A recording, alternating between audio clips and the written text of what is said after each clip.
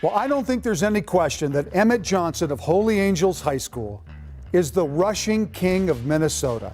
Tonight, against SMB, a very good football team, Emmett Johnson, 27 carries, 313 yards, and 5 touchdowns to lead the Stars to the section championship and a trip to the state tournament. Emmett Johnson is playing at another level, and he has been all season long. He had 8 tackles on defense and 3 pass breakups.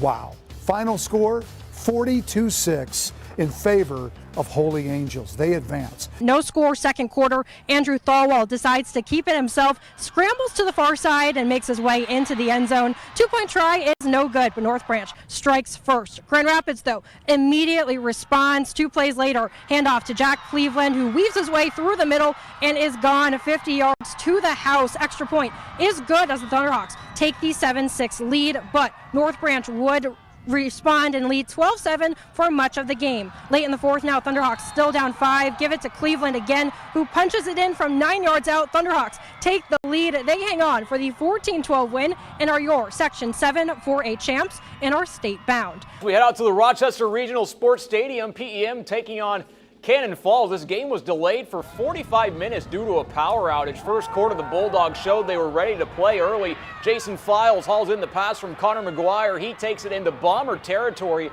on the game's first play. Later in the drive, PEM faced a 4th and goal. McGuire calls his own number on the option. He takes it to Pater. The PAT was good. PEM up 7-0 early, but the Bombers would respond. Cannon Falls only runs a handful of plays, but they never let you see the football. Riley Keenan with a nice gain there. That would lead to this. Jonathan Banks pounds it in from short range for the touchdown. Bombers down 7-6. They elected to go for 2. Keenan tries to beat his man to the pylon, but Caden Peters says not today. Stops him short.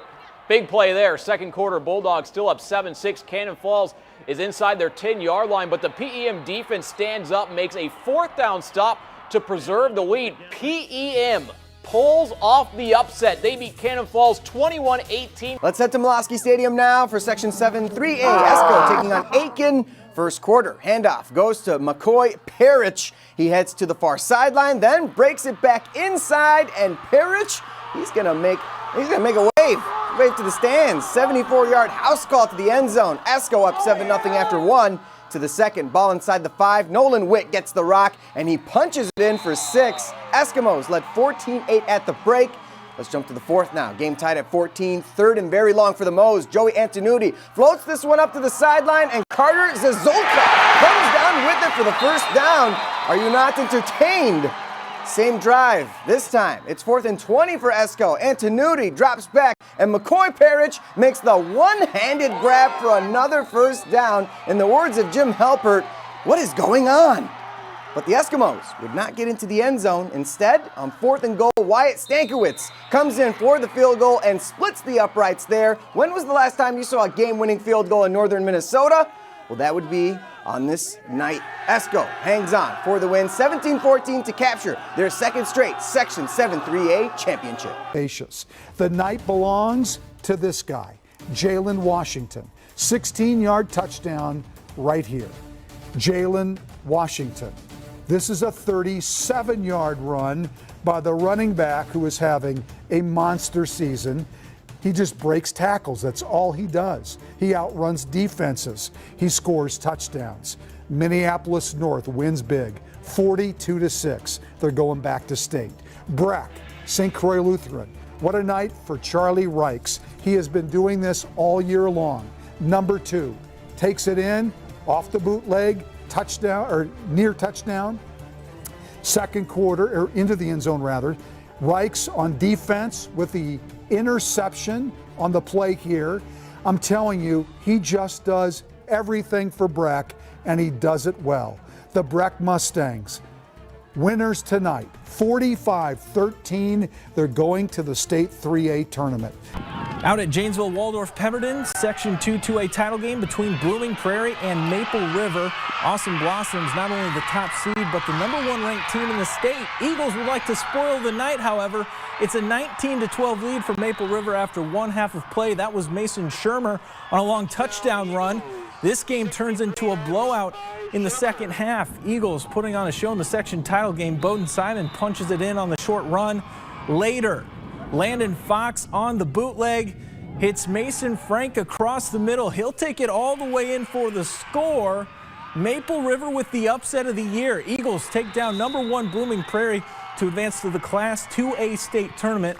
40-18 is the final. Moose Lake-Willow River battled Mesabi East. First quarter Rebels already up 14-0. Adam Newman finds Landon Kurajets for the 26-yard touchdown. Moose Lake-Willow River with a 21-0 lead. Second quarter, ball near midfield. Logan Orvidal has it, and he's got nothing but turf in front of him. It's another touchdown for the Rebels, and they would keep pouring it on. This time, it's going to go to Jackson Thompson, and the senior goes down the far sideline, and he could go all the way. Complete domination from start to finish as Moose Lake-Willow River blows out Mesabi East 63-0 to win the Section 7 AA championship. Eggerdahl Field now for Section 7A. Deer River taking on Barnum. First quarter Bombers with the ball. Hayden Charbonneau with the pass. It's complete, but Ty Gullickson takes it away for the Warriors. He'll get tackled near the Barnum 25-yard line. Then a few plays later, Gullickson barrels his way into the end zone. Deer River gets on the board first. Little later, Warriors force another turnover to give the ball back to their defense. Sam Rayer rolls to his right, fires to Ty Morrison on the sideline. He'll stiff arm one tackler and go up the sideline into the end zone for the touchdown. This one was all Deer River. They topped Barnum 32-8 to win their Section 7A championship. Paul Giel Field, Section 1A championship on the line at the 2-seed Fillmore Central up against top-seeded Rushford-Peterson. First quarter, Trojans moving it. Malachi Bunkie hits Hayden Cahoon over the middle at gain, gets RP over midfield. That drive would stall out. Fillmore Central's turn now. QB Dylan O'Connor off play action, looks deep, and he's got a man. That's Bryce Corson on the reception. This drive would spill to the second quarter. This time a handoff to Corson, and he gets that door slammed shut by big man Justin Ruberg. The ensuing drive for RP, a play action for Bunkie, rolls out and fires a strike to Grady Hingle. An excellent ball, a tremendous catch. Trojans in front, 7-0. And believe me, that would be the only score into the fourth quarter. So 5 minutes left. Falcons in the red zone. O'Connor, and that's picked off by Hingle. The game-winning touchdown. Now the game-winning interception for Grady Hingle. Rushford-Peterson beats Fillmore Central 7-0. RP is now a perfect 11-0 on the season. To 9-man we go. Championship bout between top seed Lanesboro, the 3-seed LeRoy-Ostrander at Triton. LeRoy-Ostrander came out swinging. QB Chase Johnson looking deep, and this ball might have been dropped from the heavens for Lane Burr. That's a touchdown. Woo. Cardinals, a try for 2. We got Johnson on the keeper. He's going to be brought down just short. So 6-0 the score here. Cards, we're playing defense though too. Burrows QB Seth Seaman has no time as Tanner Olson comes back for the sack. That drive would stall. Lanesboro didn't get anything going till the second. Same score, a pitch to JT Ryan, who picks up a big gain to keep this drive going. Couple plays later, it's Seaman on the QB keeper. He goes left side, sheds a couple would-be tacklers, and is in for 6. And then go ahead, flex on him, let him know. Burrows would go for 2, but this time Seaman not going anywhere. Cards, put him down, and this one's tied 6-6. It's LeRoy-Ostrander who upsets top-seeded Lanesboro 30-6, your final.